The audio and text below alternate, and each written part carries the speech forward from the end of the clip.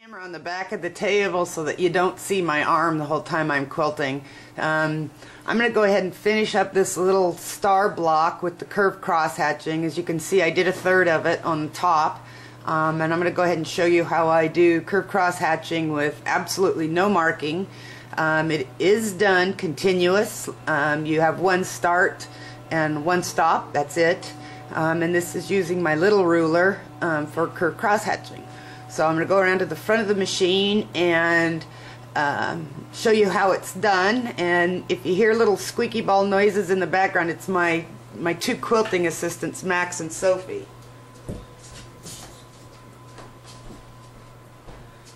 So I've already done the first stitch outline, and I'm going to go ahead and line up my ruler, and I'm going to quilt again my little line, and I stop when my hopping foot hits that first line of quilting.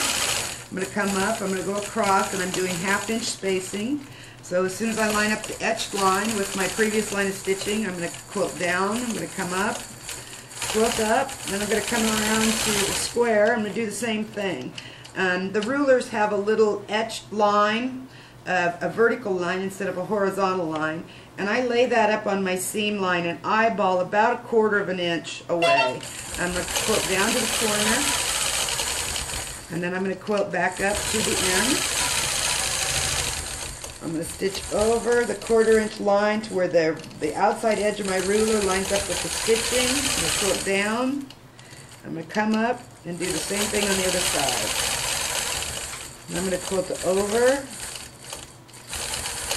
and down.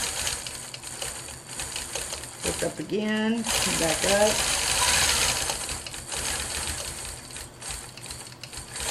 I do have my Gamill Vision 2210 set in the stitch regulated mode. Quilt down, point. That one wasn't perfect, but I don't think anything we do is perfect. That's what makes it art.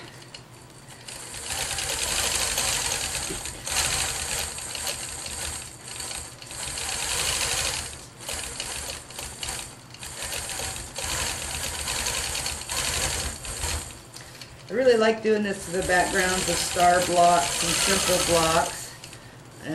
It adds nice texture, and it's very fast, and it's, you know, it's prettier than just, you know, doing a stipple or a meander, I guess you're calling it now. I don't. Things keep changing. It's hard to keep up with everything.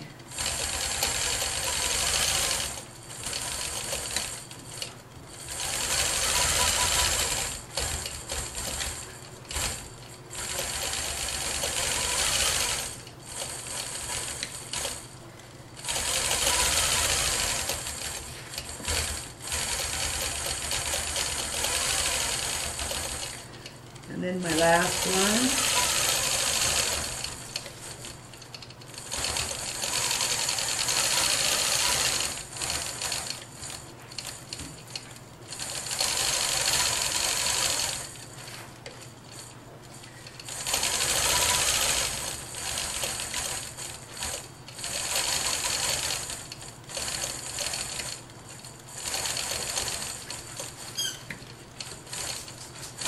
And I'm going to come back the other direction, finish off the curved cross hatching.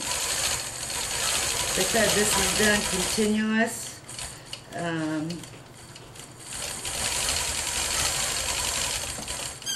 Start once and you stop once and you're done. A rule of thumb, and I heard this from Karen McTavish when I first started, is, you know, what's right and wrong, how many times should I quilt back over myself? And Karen said, you know, rule of thumb is really no more than 3 times. And I agree, unless you're doing thread art. And doing it this way, you're only going over yourself a couple of times. I do stitch in the ditch everything before I start any of my design type of quilting and motif quilting. It just stabilizes the quilt, and you get, I think, nicer results in the end.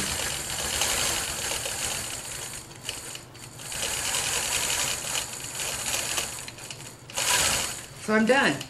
So I'm going to go ahead and tie off.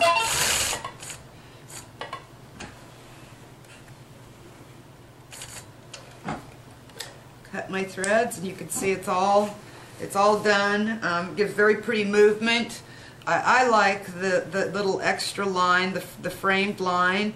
Another reason why I like it is if you backtrack a lot over your outside line here, I think visually your eye wants to go to it because there's heavier spots of quilting.